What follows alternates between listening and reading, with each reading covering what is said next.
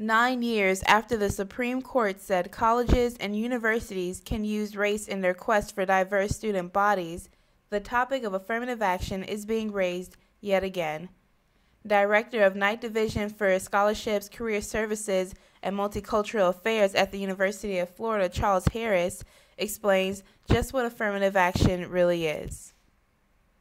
In my mind, I define affirmative action as federal efforts to equalize the playing field for minorities who otherwise would not have had opportunities to be in the pool of applicants when job opportunities came about, when college admissions decisions are made. So it's a federal attempt to sort of balance the field for those who perhaps had not had access prior.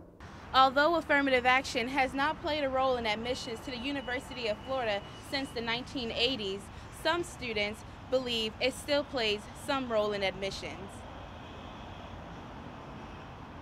I do see a pretty mixed undergraduate group, but it's hard to say how many got in based on affirmative action or how many got in based on just their skills and not really having affirmative action help push that. So I mean, I think that it does have an effect here.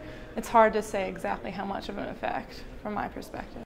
The lack of knowledge on the matter leaves some minority students at the University of Florida feeling looked down upon, while others who may have been denied admission make offensive comments.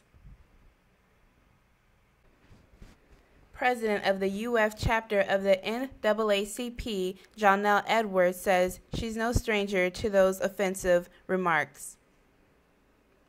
I know, like, even at our meeting, a lot of students have mentioned being asked, are you an athlete, or you got in here because of affirmative action. And I know, like, when I graduated from high school, a lot of white students who didn't get in felt like they didn't get in because they were white. And had they been a minority, they would have been able to attend here.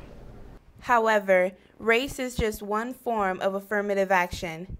Charles Harris says, don't be confused. There are many faces to affirmative action.